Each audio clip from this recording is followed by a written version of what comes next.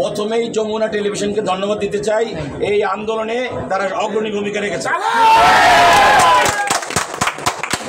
আমরা ঢাকা সিটি কর্পোরেশনে অনেক রকম কষ্টে অনেক রকম প্রবলেমে আছি, বিশেষ করে 64-র 2 ধারা, একটা কালো আইন, এই ধারায় আমাদের অনেক ভাইকে চাকরি হারাতে হয়েছে।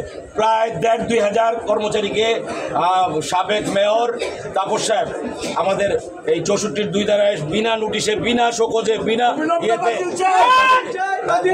তাদেরকে চাকরি থেকে বঞ্চিত করেছেন। আমি শুরুতেই আমার সেই সমস্ত ভাইদের চাকরি ফিরিয়ে চাই।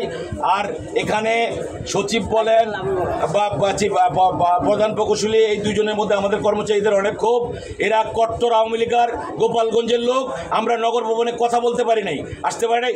এতদিন গোপালগঞ্জের লোক এখানে নেতৃত্ব দিছে, আওয়ামী লীগ নেতৃত্ব দিছে, এখন থেকে জাতীয়তাবাদী নেতৃত্ব দিবে। যত বিসিএস অফিসার আসবে যারা বঞ্চিত ছিল, আমার এক friend senior state secretary 13 base, BCS 13 base, আপনারা বুঝবেন, যেই 13 বেস থেকে সচিব হয়ে গেছে, এডিশনাল সেক্রেটারি হয়ে গেছে।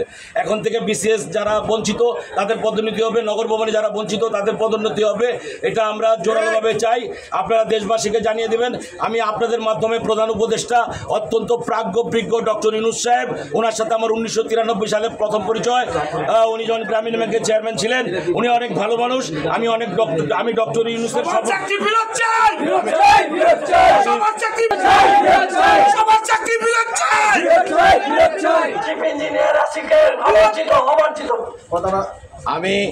আমি যে কথা বলছিলাম, মাননীয় প্রধান উপদেষ্টা ডক্টর ইউনূস সহ ম্যাক্সিমাম উপদেষ্টাদেরকে আমি শুভেচ্ছা জানাচ্ছি, অভিনন্দন জানাচ্ছি। আর আজকে উপদেষ্টা, স্বরাষ্ট্র উপদেষ্টা সাখাওয়াত সাহেব, উনি যে কথা বলেছেন এটা দুঃখজনক, উনি এটা দুঃখ প্রকাশ করা উচিত। তা না হলে আমি বলবো ওই প্রধান উপদেষ্টা এটা জরুরি ব্যবস্থা নেওয়া।